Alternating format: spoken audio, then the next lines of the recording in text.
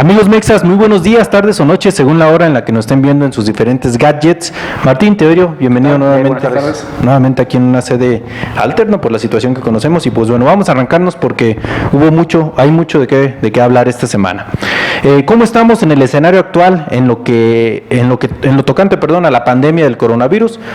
Bueno, actualmente se reportan 5.399 casos oficialmente, con 406 muertos. En últimos días hemos visto que pues, se han incrementado de manera considerable los casos de coronavirus y también el número de fallecimientos. El día de ayer creo que eran 74 nada más en 24 horas, entonces 74 fallecimientos. Vamos a hablar también de la crisis hospitalaria, retomando el tema de la semana pasada, que nuevamente tiene por ahí dos casos que estaremos comentando: la relación de los gobernadores con la federación, y pues bueno, terminaremos con el tema de la OPEP.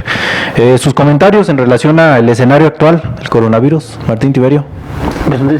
Bueno, pues me parece que, como bien comentas, pues es, si bien no alarmante, sí de manera muy preocupante que vamos en aumento. Los casos ya van, como las gráficas lo indican, en casi 400 casos por día, pero no es acorde con las medidas que se han venido tomando con respecto al tema de la crisis hospitalaria y demás. Pues hay muchas cosas que se pudieran hacer mejor.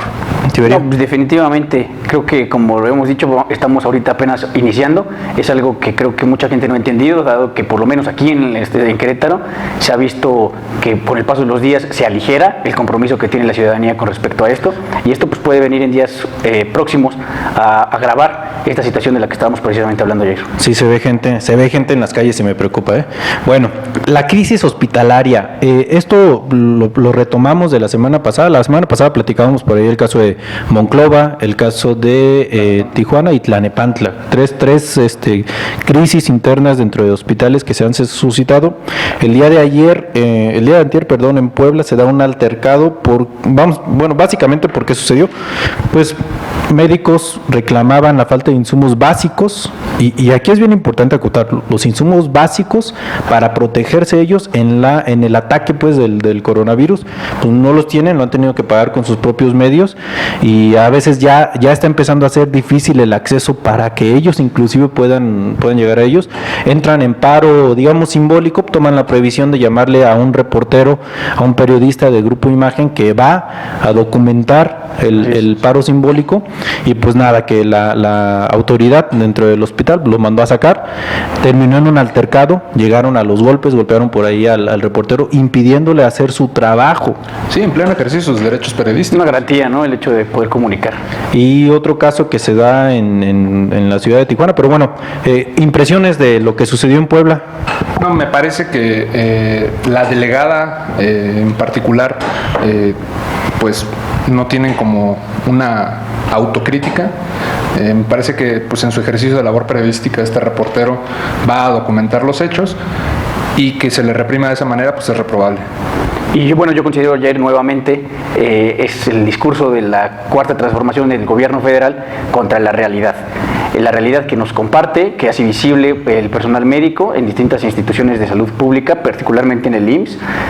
Seguramente el ISSSTE, porque es trabajadores del Estado, se ha dejado ver un poco menos, dado el compromiso laboral que tienen ellos con el mismo gobierno posiblemente, pero pues la atención al ciudadano en el IMSS, el Seguro Popular, bueno, ya no existe, pero el IMSS particularmente muy malo. Esto me deja ver, Yair, que el tema de que el médico o las personas que trabajan y le están haciendo frente a esta situación han tenido que desembolsar de sus bolsas para poder acceder a estos bienes. Me refiero a protección personal, cubrebocas, gafas, caretas, guantes y todos estos trajes. Me parece que va a terminar cayendo en una incongruencia por parte de la cuarta transformación, un gobierno que ha dejado ver claro que su intención es generar una nueva redistribución de la riqueza, que literalmente se pueda distribuir de una mayor forma. Con esto me refiero a que se generarán nuevos capitales, nueva riqueza para las personas que estén aprovechándose o están haciendo ventaja de la capacidad o la incapacidad del Estado para proveerle esto a la ciudadanía y a los médicos, y que a final de cuentas pues va a polarizar un poco más el tema de algunos ricos y otros muy pobres. Sí, ya en Facebook se ven ofertas de 4 o 5 pesos por cada cubreboca y te mandan a tu casa el paquete de 100, pero vaya, el costo de producción es de 10, 12 centavos. El N95 alrededor de los 200 pesos por pieza, cuando el precio de 70, 80 pesos en el mercado. Bueno, en Tijuana, ¿qué sucedió en la ciudad de Tijuana? Y este es un tema yo creo que muy relevante porque tuvo eco a nivel nacional, básicamente porque un doctor jubilado de la Clínica 20 del IMSS de la ciudad de Tijuana regresa después de estar en jubilación, pues apoyar a sus ex compañeros médicos a hacerle frente a esta pandemia, y puede darse cuenta de que no, pues obviamente no tienen los insumos, no tienen lo que platicaba, el mismo tema que sucedió estando Puebla muy lejos de Tijuana, pero él toma, digamos, la iniciativa de hablarle a un amigo que afortunadamente, porque si no ni nos hubiéramos enterado, afortunadamente para él, su amigo pues tiene muchos reflectores, es uno de los mexicanos más destacados en lo que hace, que es cine, es comedia, es televisión, es producción, todo el mundo conoce a Eugenio Derbez, ¿para qué les digo más? Bueno, pues le manda una cartita y le dice, oye, ayúdame a difundir porque pues no tenemos los insumos necesarios. Eugenio Derbez, en un acto muy responsable, y a mí es lo que me da coraje, que hoy en día es un blanco de ataques. Y sí, cuando su video ni siquiera es alarmista, no está atacando directamente a nadie. Señalando puntualmente. O sea, jamás dijo que era por culpa de la 4, jamás dijo absolutamente, nada más dijo, oye, a mi amigo que estaba en el retiro regresa a trabajar y le faltan insumos para hacer esta labor tan noble de atacar el coronavirus.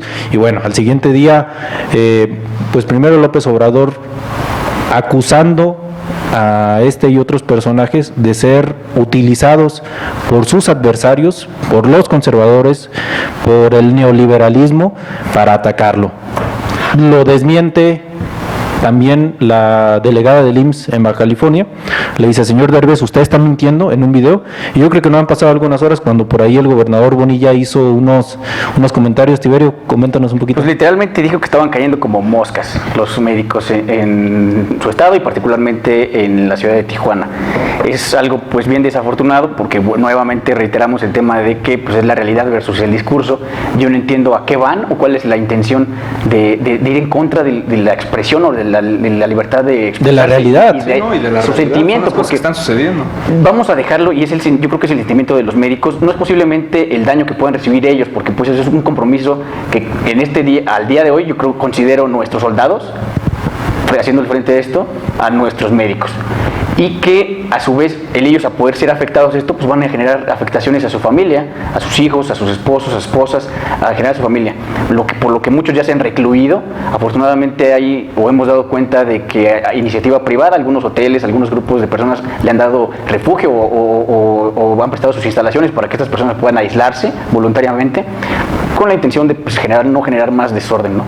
No, me parece aplaudible la actitud del gobernador, porque independientemente de que salga la delegada del Seguro Social a desmentir a Eugenio Derbez, pues es la responsabilidad, tanto por mandato constitucional que tiene el gobernador de Baja California, como también su responsabilidad ciudadana o para con los ciudadanos de Baja California, el mostrar el apoyo a pues, el personal médico. Y por otro lado, me parece sumamente preocupante, Yair Tiberio, el tema de que el vocero de la presidencia, el encargado de la comunicación social, y que el presidente de la República diga, me acaban de pasar una listita con los tuiteros y famosos que están en contra de mi gobierno. Es que no es que estén en contra de su gobierno, es que están en contra en la forma en cómo toma decisiones, y que pues a final de cuentas ellos son libres de expresar su opinión. Como lo hicieron a favor de él incluso en determinado punto, ¿no? Yo no lo veía criticando esto en un pasado, cuando hubo posicionamientos claros, posicionamientos no solamente de ellos, posiblemente de Derbez, yo recuerdo haber escuchado algunos de su parte, sino de muchos otros, que bueno, yo no recuerdo que se haya quejado, ¿no? de la expresión que tenían en ese entonces. No, y a mí lo que me resulta realmente preocupante es que se rebaje, o más bien, sí, hay que decirlo, que nuestro presidente se rebaje y aparte infunda un coraje en contra de personalidades que lo único que están haciendo es dar su punto de vista, y desde mi perspectiva yo creo que es un punto de vista que abona. Claro, se solidariza con quien necesita, porque aparte están los hechos, y personal médico en la publicación que sube Eugenio pues hacen muestra de que ya recibieron apoyo de los ciudadanos de Baja California, cosa que no debería de ser atacable. Sí, yo creo que va a seguir, ojalá no se callen las voces por miedo, porque como yo les decía, lo que hizo el presidente fue exponer a Derbez, al Chicharito, a Thalía, que son a los que se refirió, y no se refirió con su nombre, o también hay que decirlo. Claro. Dijo un deportista, una cantante y un comediante. Cuando yo creo que son 3 mexicanos de los más rifados en lo que hacen, y poniéndolos al nivel de que son empleados del neoliberalismo, son empleados de los conservadores y bueno, lo que ya sabemos. Otro tema importante en esta semana tiene mucho que ver con la relación de los gobernadores con la federación. Esto toca en dos puntos, la salud y el presupuesto. Claro. ¿Qué es lo que ha sucedido tocante a la salud? Pues bueno, platicábamos hace unos momentos afuera de este escenario que la ciudadanía, antes de ir a tocar la puerta de la federación, pues está su gobernador. Entonces, hasta por necesidad, los gobernadores tienen que verse más responsables. En ese sentido han entrado en conflicto, pues ya lo vimos en Baja California con los delegados del IMSS, en el caso de Puebla también una situación similar, pero ellos tienen sus propios sistemas de salud estatales que tienen que atender. En lo que toca al presupuesto, por ahí ahorita te nos platicarás un poquito de lo que ha sucedido con el tema del pacto federal, que ya hubo pronunciamientos, y en lo que toca a la salud, que también es coyuntural con el tema del presupuesto, en el sentido de que no ha habido recursos extraordinarios para atacar esta pandemia, que es un hecho completamente extraordinario. Se están teniendo que atender con los recursos ordinarios. Claro.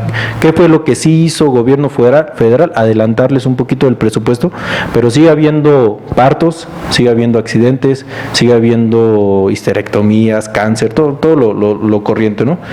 ¿Impresiones en este caso? Pues Jair, me parece bien desafortunado, es algo que creo que nos puede llevar a la postura, a la posibilidad de que después de una crisis sanitaria o de salud pública, claramente vinculada con una crisis económica, pueda venir a desencadenarse en una crisis política y social. Política y social me refiero al que ya hay distintos gobernadores de diferentes entidades que han hecho o han tratado de revisar lo referente al pacto fiscal, entendiendo el pacto fiscal como las aportaciones correspondientes de cada una de las entidades a la federación con respecto a la generación de riqueza que estas mismas tienen, para que pueda administrarlas de una manera ordenada la federación, cosa que no hemos visto. Desafortunadamente estados como Nuevo León, Jalisco, Coahuila, Querétaro, que son pujantes en tema industrial y de generación de riqueza, pues literalmente son la caja chica de este gobierno y pues lo han ocupado posiblemente ese presupuesto pues para quién sabe qué, ¿no? No, a ver, para pagar la cancelación del aeropuerto de Texcoco, para pagar la refinería de Dos Bocas, Tren Maya y todos estos proyectos que ya van de la 4T, ¿no? Y aparte para mantener los apoyos que se le dan a los chicos que no pasa nada si los pones en pausa, porque ahorita hay un tema inmediato que tenemos que atender. Claro, y de urgencia. Y no, yo creo que la política que tiene gobierno federal es todo lo anterior a mí no sirve y todo lo que estoy haciendo es lo mejor del mundo. Claro, ¿no? Y precisamente por eso el pronunciamiento de los gobernadores de Jalisco y de Nuevo León, porque están preocupados al no ver incentivos específicamente para los grupos empresariales que son los que están generando pues todo el tema.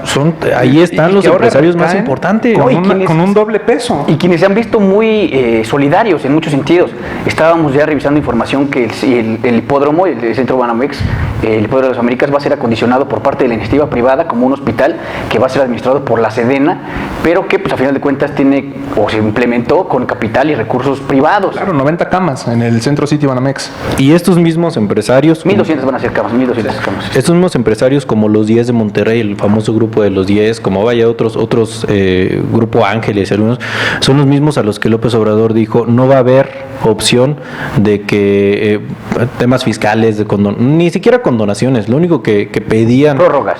Son prórrogas, ahorita atendemos este tema, nos solidarizamos para poder seguir manteniendo una nómina funcionante y que la gente pues no tenga que salir por necesidad a buscar las calles. Hay un video que se hizo, me platicabas hace ratito, un video que se hizo. Un video muy viral de un empresario de Sonora que con mucha tristeza y ni siquiera un macroempresario. Sí, no, o sea, es un restaurantero de Sonora en donde pues graba con tristeza dirigiéndole un mensaje a sus colaboradores y trabajadores, muy enojado porque pues es el último cheque que él en sus capacidades puede pagarles, y pues haciendo un claro llamado pues, al gobierno de México para que pues ponga los ojos en esta realidad, y porque a final de cuentas pues se siguen pagando los programas estrella del presidente de la República, y se deja en indefensión a trabajadores, gente que son jefes de familia, que tienen hijos, que tienen madres. Y esos pequeños y medianos empresarios son los que más afectados se van a ver. O sea, ya ni hablemos de la papelería, ya ni hablemos de la tiendita, un tallercito mecánico con 10, 12 empleados, están quebrando. El mesero, el cocinero, el de la barra. No, infinidad, son millones de personas que se van a ver afectadas, que ya están afectadas. Ahora, ¿por qué hablamos de estos temas de salud pública enfocados a un tema político? Porque incide en la letalidad. El enemigo a vencer es el coronavirus. Ahorita no tendríamos por qué estar hablando de política. Nuestro presidente ayer hablando de elecciones, diciendo claro, con el tema de la revocación de mandado, caray, o sea, no estamos en momento de hablar de política, estamos en momento de hablar de un enemigo a vencer, que no son los fifís, no son los conservadores. El enemigo se llama coronavirus. Y no distingue de nada. Ese coronavirus en el mundo tiene una letalidad del 6.3%, pero en México la letalidad hasta las cifras reportadas ayer es del 7.5%, es decir, estamos por encima del promedio, y en ese promedio están tanto los países que han actuado bien, como el caso de Corea, en algunos otros casos que se han dado, Alemania, Rusia, y también los países que no han actuado bien, como Italia, como España, como Estados Unidos en un principio. Entonces estamos por encima de ese promedio y no estamos ganando la batalla en México. Yo lo que veo es que si estamos por encima del promedio en la letalidad, no estamos ganando la batalla. Venimos perdiendo varias batallas, porque precisamente hoy Fitch nos dan una nueva calificación. Hoy estamos en la BBB- y pues tenemos el riesgo de perder el grado de inversión. Referente a Pemex, ¿no? Exactamente, que curiosamente va relacionado al tema de la producción de barriles que se fue en boga estos últimos días, y esto implica que perdamos los fondos de inversión que estaban proyectados para este año. Ahí Tiberio nos puede compartir un poco más. Referente al tema de la OPEP, pues desafortunadamente nos quedó claro que pues no tienen muy bien identificada nuestro gobierno federal, o el gobierno de México, cómo es que se manejan las cosas a nivel internacional, y muy específicamente referente a ese tipo de organizaciones como es la OPEP. Recordemos que la OPEP es una organización a nivel mundial en la que forman parte, o de la que forman parte la mayor parte de los países productores de petróleo del mundo, y se les adhieren algunos otros. México es uno de los invitados a la OPEP, por eso se determina OPEP Plus. Y bueno, el acuerdo para hacer fines prácticos era que todos los países redujeran su producción en aproximadamente un 23%, con lo cual lograrían estabilizar el precio de mercado a un punto en el que fuera conveniente para que todos pudieran generar la utilidad necesaria y poder hacerle frente a esta contingencia. Desafortunadamente nuestra Secretaría de Energía no tiene ni los tamaños ni la capacidad orgánica para poder llevar a cabo una de estas negociaciones. Lo dejó ver claro al momento en el que ella decide levantarse de la sesión, dada que no era una de sus posibilidades explicarle cuál es el modelo de nación que pretende López Obrador, y por qué no puede decirle o no puede salir a decirle a los mexicanos que si sube el petróleo es porque o si baja el petróleo es porque lo deciden los productores del petróleo. O sea, ya que él había dicho en días anteriores que él había decidido, ¿no?, bajar el precio de la gasolina para bien de todos. Pero te viste muy benevolente, Tiberio. Yo creo que la realidad es que pues, hicimos el ridículo a nivel internacional. Fue una escena, forma de decirlo, sí, una escena digna de no, y es que aparte los medios que lo toman de esa manera, pues no son los medios fifís ni los medios conservadores, es la prensa internacional especializada en energía. ¿Qué fue lo que sucede? Digamos, los voy a platicar con mis... La ruta crítica, ¿no? Como yo lo pude documentar. Efectivamente, invitan a México a la participación en esta reunión de ministros de energía. Nuestra ministra de Energía, Rocío Nale, que sinceramente yo creo que no es una persona con la capacidad para ser secretaria de Energía, pero bueno, fue en representación. Y lo que sucede es que los países se fueron comprometiendo uno a uno. Estados Unidos llevó bajo 400,000, algunos países siguió bajo 200,000, más o menos el orden de la reducción en la producción para poder estabilizar el costo del barril, cosa que le conviene a México, Claro. Porque hay que decirlo, a México le conviene ahorita no producir la misma cantidad que, pero bueno, le toca a México. ¿México cuántos barriles? 1.8. Lo primero es que, bueno, más bien dijo México, la reducción. México, ¿cuánto vas a reducir? Pues no, nada. Oye, ¿cómo? Pues que nadie le explicó a esta señora ¿A qué venía? ¿A qué venía? Y dice, no, pues es que, a ver, permítame hablar con mi presidente. Los otros ministros dijeron, bueno, pues tómate 15, 20 minutos. Se tardó 5 horas la señora, yo creo que el presidente no estaba localizable.